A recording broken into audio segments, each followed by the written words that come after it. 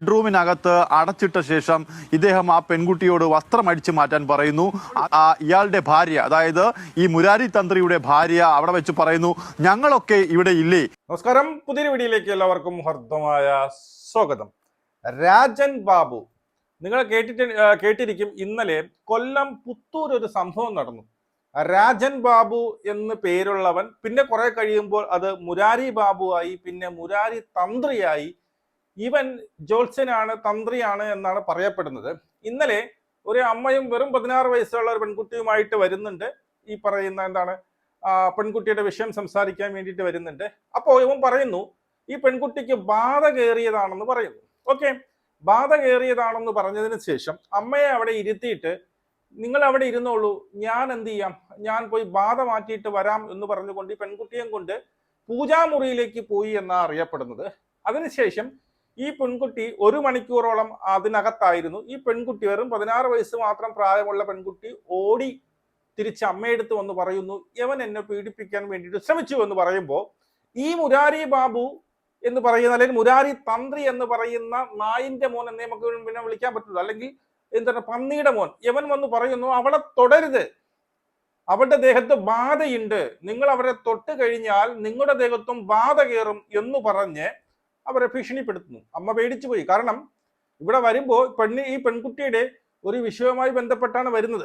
അപ്പോ ഈ പറയുന്ന തന്ത്രി, ലോകപ്രസിദ്ധനായ തന്ത്രി എന്ന് മാത്രമല്ല സോഷ്യൽ മീഡിയ താരമാണ്, സോഷ്യൽ മീഡിയ വൈറൽ റീലുകളുടെ രാജാവാണ് ഈ പറയുന്ന നാറിയായ ഈ പറയുന്ന മുരാരി ബാബു, അതായത് രാജൻ ബാബു എന്നറിയപ്പെടുന്നവൻ. മനസ്സിലായോ? അതിനുശേഷം ഉണ്ടായ അവസാനം അമ്മ തിരിച്ചറിയുന്നു ഈ പറയുന്ന മുരാരി ബാബു എന്നറിയപ്പെടുന്ന നാറി ബാക്ക് സൈഡിലുള്ള ഡോർ തുറന്ന് ഓടുന്നു. പോലീസ് ഇന്നലെ പൊക്കിയിട്ടുണ്ട്. ഓക്കെ, അതിൽ ഇപ്പോ സുപ്രധാന തെളിവുകൾ വരുന്നുണ്ട്, ഞെട്ടിക്കുന്ന കുറെ വിവരങ്ങൾ വരുന്നുണ്ട്. സത്യം പറഞ്ഞു കഴിഞ്ഞാൽ ഈ പറയുന്ന രാജൻ ബാബു എന്ന് പറയുന്ന ഈ നാറി ഇത് ആദ്യമായിട്ടല്ല, ഇവന്റെ സ്ഥിര പരിപാടിയാണ് ഇത് എന്നും, അതുമല്ല ഇതിനൊക്കെ കൂട്ടുനിൽക്കുന്നത് ഇവന്റെ ഭാര്യയാണ് എന്നുള്ള വെളിപ്പെടുത്തൽ, എന്നുള്ള ഞെട്ടിക്കുന്ന വെളിപ്പെടുത്തലുകളാണ് വരുന്നത് എന്നുള്ളതാണ്. മനസ്സിലായോ? അതായത് ആദ്യം നമുക്ക് ആ ഒരു വാർത്ത കേൾക്കാം. വാർത്ത കേട്ടതിന് ശേഷം നമുക്കിതിനെ കുറിച്ച് കൂടുതൽ സംസാരിക്കാം. കുറെ വിഷയങ്ങൾ സംസാരിക്കാറുണ്ട്, സ്കിപ്പ് ചെയ്യരുത്, എല്ലാം കാണാം. നിങ്ങൾക്ക് എല്ലാവർക്കും ഉപകാരപ്പെട്ടതാണ്. കുറെ അന്ധവിശ്വാസികളുണ്ട് ഈ സമൂഹത്ത്, അവർക്കെല്ലാം ഇതൊരു പാഠമായിരിക്കും. അതുമല്ല, വീഡിയോ ഇഷ്ടപ്പെടുന്നെങ്കിൽ സബ് ചെയ്യാനും മറക്കണ്ട. ഓക്കെ, ആദ്യം ഒരു വാർത്ത കേൾക്കാം. താൻ കൊണ്ടുപോയത് പൂജാമുറിയിലേക്കാണ് എന്നാണ്. പക്ഷേ അവിടെ അത്തരത്തിലൊരു പൂജാമുറി ഇല്ല എന്നാണ് നമ്മുടെ അന്വേഷണത്തിൽ കണ്ടെത്തിയത്. ഇയാൾ ആദ്യം ആ പെൺകുട്ടിയെ കൊണ്ടുപോകുന്നത് അയാളുടെ ബെഡ്റൂമിലേക്കാണ്. നമുക്ക് ആ ദൃശ്യങ്ങളിൽ തന്നെ കാണാം. ആ ബെഡ്റൂമിനകത്ത് അടച്ചിട്ട ശേഷം ഇദ്ദേഹം ആ പെൺകുട്ടിയോട് വസ്ത്രം അടിച്ചു മാറ്റാൻ പറയുന്നു. അതിനുശേഷം അതിനോട് വിസമ്മതിച്ച പെൺകുട്ടിയെ ക്രൂരമായി മർദ്ദിക്കുകയും ചെയ്തു. ആ മർദ്ദനത്തിൽ ആ പെൺകുട്ടിയുടെ ശരീരത്തിൽ നിന്നും പുറത്തേക്ക് പോയ രക്തപ്പാടുകൾ ആ മുറിക്കുള്ളിലുണ്ട്. അതും നമുക്ക് ദൃശ്യങ്ങളിൽ നിന്ന് വ്യക്തമാണ്. ആദ്യഘട്ടത്തിൽ ഈ പെൺകുട്ടിയുടെ മാതാവ് ഇതിനെ എതിർത്തു. എന്തിനാണ് പെൺകുട്ടിയെ ഒറ്റയ്ക്ക് കൊണ്ടുപോയി ഇത്തരത്തിലൊരു പൂജ നടത്തുന്നതെന്ന് ഈ പെൺകുട്ടിയുടെ അമ്മ തന്നെ പറഞ്ഞു. അപ്പോൾ ഇയാളുടെ ഭാര്യ, അതായത് ഈ മുരാരി തന്ത്രിയുടെ ഭാര്യ അവിടെ വെച്ച് പറയുന്നു, ഞങ്ങളൊക്കെ ഇവിടെ ഇല്ലേ. അതുപോലെ തന്നെ അവരുടെ ഒരു അമ്മ എന്ന് പറയുന്ന ഒരു വാർദ്ധക്യമുള്ള ഒരു സ്ത്രീ അവിടെ ഉണ്ടായിരുന്നു. അവരും ഇതിന് കൂട്ടുനിൽക്കുകയായിരുന്നു എന്നാണ് ഇപ്പോൾ ആ ബന്ധു കൃത്യമായി പറയുന്നത്. ഇതിനുശേഷം ആ മുറിയിലേക്ക് കൊണ്ടുപോയി 1 മണിക്കൂറിന് ശേഷവും ഒരു ശബ്ദവും കേൾക്കാതെ ആ പെൺകുട്ടിയെ പുറത്തേക്ക് വരാത്തൊരു സാഹചര്യം ഉണ്ടായി. പിന്നീടാണ് പെൺകുട്ടി ഈ വാതിൽ തുറന്ന് പുറത്തേക്ക് വന്ന് പൊട്ടിക്കരയുന്നൊരു സാഹചര്യം ഉണ്ടായത്. ഉടൻ തന്നെ തന്ത്രിയും ഈ മുറിയിൽ നിന്ന് പുറത്തേക്ക് വരുന്നു.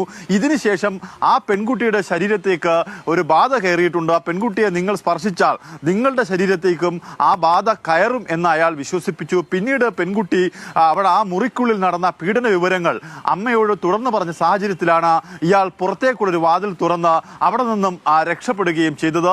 ഇതിനുശേഷമാണ് ഇന്നലെ രാവിലെ 11 മണിയോടുകൂടി ഇയാളെ പുത്തൂരിൽ നിന്ന് പിടികൂടുകയും ചെയ്തത്. എന്തായാലും അത്തരത്തിലൊരു പൂജാമുറി ആ ജ്യോതിശാലയത്തിലില്ല.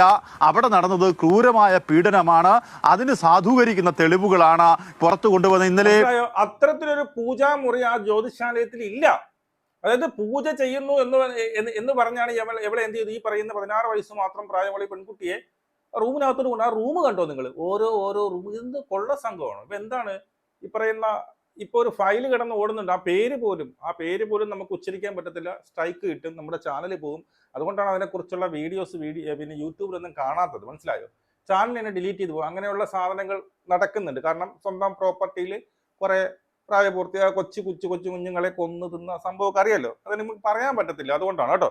അപ്പൊ അതുപോലെ ഇവനൊരു ഫ്ലാറ്റ് കെട്ടിയിട്ടിട്ട് അതിനുശേഷം എന്ത് ചെയ്തു, ഈ പെൺകുട്ടിയെ കൊണ്ടുവന്നിട്ട് ഒരു റൂം തുറന്ന് അടുത്ത റൂം നിലവറയാണോ ഓരോന്ന്. ലാസ്റ്റ് ഇവൻ കൊണ്ടുപോയത് ഇവന്റെ ബെഡ്റൂമിലേക്ക് കൊണ്ടുപോയിട്ട് ആ പെൺകുട്ടിയെ എടുത്ത് പറയുന്നു, നീ വസ്ത്രം അഴിച്ചു മാറ്റുന്ന പറയുന്നത് ആ പെൺകുട്ടിയെ എടുത്ത്. കാരണം തള്ള ഒരു വിവരവും വിദ്യാഭ്യാസവും ഇല്ലാതെ 5 പൈസയുടെ വിവരമില്ല, അങ്ങനെ പറയുള്ളൂ. കൊണ്ട് ആ 16 വയസ്സായ പെൺകുട്ടിയായി ഈ പടുക്കളവന്റെ ഈ പറഞ്ഞ സോഷ്യൽ മീഡിയയിൽ കിടന്ന് ഈ അപരാധം കാണിക്കുന്നവന്റെ കൂടെ പറഞ്ഞു വിടുകയാണ്. അപ്പൊ തള്ള പറഞ്ഞു എന്ന് ഒറ്റയ്ക്ക് എന്തിനാ കൊണ്ടുപോകുന്നതെന്ന് ചോദിച്ചപ്പോ ഈ പറയുന്ന മുരാരി ബാബുവിന്റെ ഈ നാറിയുടെ മോന്റെ ഭാര്യ ഉണ്ടല്ലോ, ഭാര്യ പറഞ്ഞു കുഴപ്പമില്ല, നമ്മളൊക്കെ ഉണ്ടല്ലോ, നമ്മളൊക്കെ സ്ഥിരം പരിപാടിയാണല്ലോ ഇത് എന്ന് പറഞ്ഞ് നേരെ അപ്പം നമ്മളൊക്കെ ഉണ്ടല്ലോ, നിങ്ങൾ പേടിക്കണ്ട എന്ന് പറയുമ്പോൾ ഇവരിത് കൂട്ടു നിൽക്കുകയാണ്. കാരണം ഇതിനകത്ത് പൂജാമുറി എന്ന് പറഞ്ഞ സാധനമില്ല.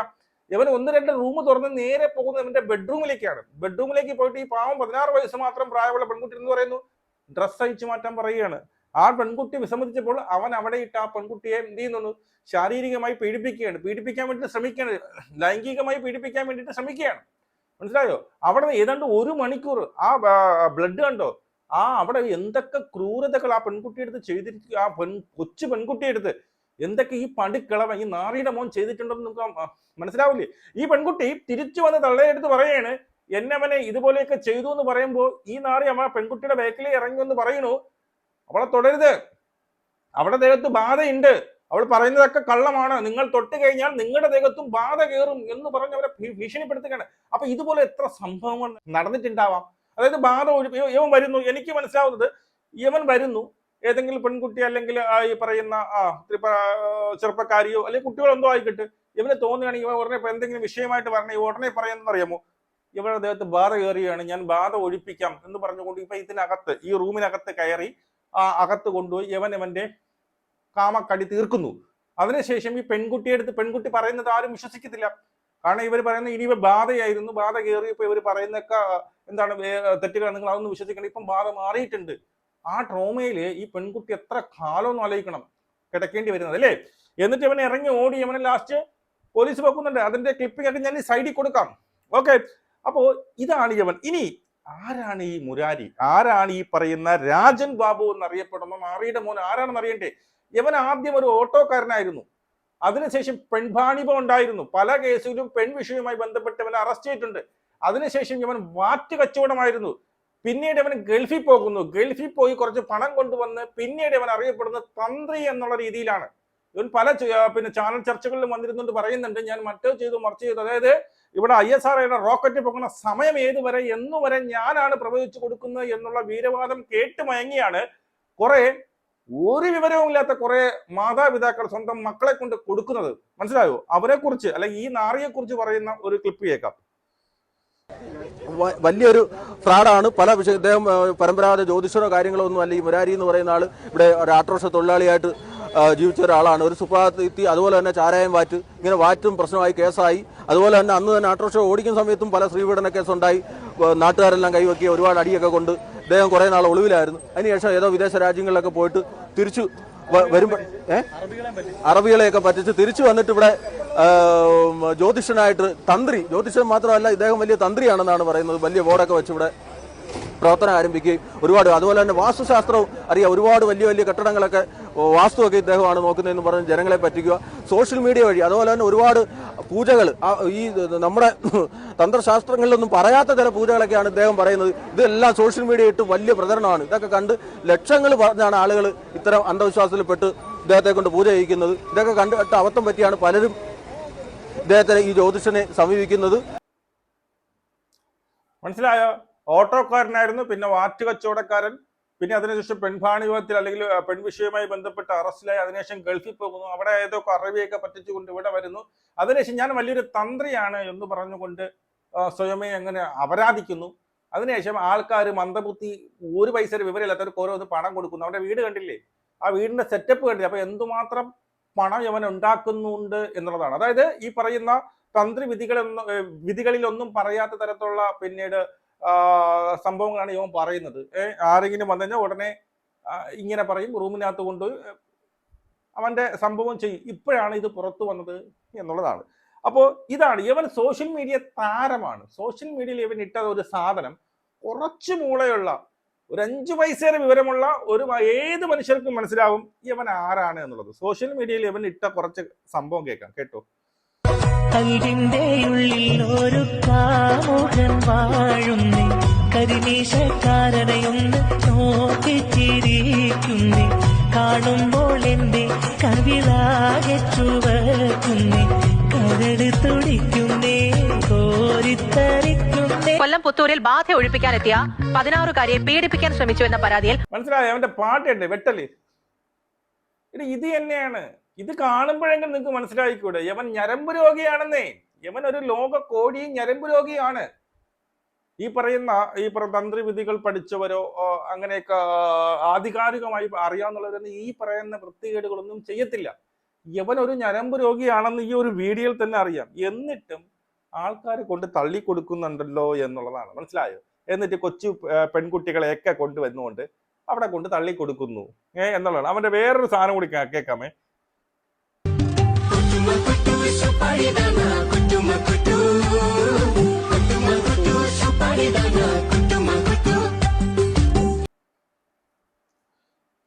യവനെയൊക്കെയാണ് വിശ്വസിക്കുന്നത്. നിങ്ങൾ ഇതൊക്കെ കാണുന്നുണ്ടോ?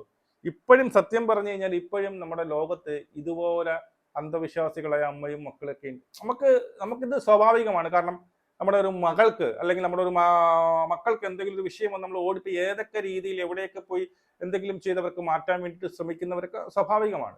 അവിടെ പോകുന്നതും സ്വാഭാവികമാണ്. പക്ഷേ ഇങ്ങനെയൊക്കെ ഇത് ഒരാളടുത്ത് നമ്മൾ പോകുമ്പോഴേ അയാൾ ആരാണെന്ന് നിങ്ങൾ നോക്കണം. ഇയാൾ സോഷ്യൽ മീഡിയയിൽ എന്താണ്, ഇയാളെ കുറിച്ചുള്ള അഭിപ്രായം എന്താണ്, ഇയാളെ കുറിച്ച് ആൾക്കാർ എന്താണ് പറയുന്നത്, ഇയാൾ നല്ലവനാണോ? ഈ പറയുന്ന സോഷ്യൽ മീഡിയയിലേക്കാൾ ഉപരി ആ നാട്ടുകാരുടെ നിങ്ങളൊന്ന് ഒന്ന് അന്വേഷിക്കണം. മനസ്സിലായോ? സ്വന്തം മകളെ കൊണ്ട് സ്വന്തം ഒരുത്തവർ റൂമിലേക്ക് കൊണ്ടുപോകുമ്പോൾ ആലോചിക്കണം. ഇതുപോലുള്ള വൃത്തികേടുകൾ കാണിക്കുന്ന ഇതുപോലെ ഇതിൽ തന്നെ കൃത്യമാണ്. ഞാനൊരു ഞരമ്പ് രോഗിയാണ്, പടുക്കളവനാണ് അവൻ. ഇത് കാണിക്കണേ അവൻ ഇപ്പോഴും ആ ഒരു ലൈംഗിക വൈകൃതം അവന്റെ കയ്യിൽ ഉണ്ട് എന്നുള്ളതാണ്. അവൻ ഈ പറയുന്ന തന്ത്രം തേങ്ങ കുന്ത്രം എന്നൊക്കെ പറഞ്ഞുകൊണ്ട് ഇതാണ് അവന്റെ പരിപാടി. എന്നിട്ട് ഇവൻ ഇന്നലെ പറയുന്നുണ്ട് ഇവനെ 20 ലക്ഷം രൂപ അവൻ ആ ഒരു ജയിലിലോട്ട് അവനെ പിടിച്ചുകൊണ്ട് പോകുമ്പോൾ അവിടെ പത്രക്കാരെടുത്ത് പറയുന്നുണ്ട് 20 ലക്ഷം എന്നെ ഹണി ട്രാപ്പ് ചെയ്തതാണ്, 20 ലക്ഷം രൂപ എന്നെ ചോദിച്ചു. അത് പിന്നെ നോക്കിയപ്പോൾ അതൊക്കെ വെറുതെയാണ്. ഇത്രയേ ഉള്ളൂ. അപ്പൊ നിങ്ങളെങ്കിലും ഇനിയെങ്കിലും എന്താണ് ഇങ്ങനെയുള്ള സ്വന്തം മക്കളെ കൊണ്ട് വല്ല മന്ത്രവാദിരം തേങ്ങേരെയും വല്ല ഡോക്ടറെയും കൊണ്ട് കാണിക്കുക കേട്ടോ. എനിക്ക് കൂടുതലൊന്നും പറയാലോ. നമുക്ക് വീണ്ടും കാണാം. ജയ് ഹിന്ദ്.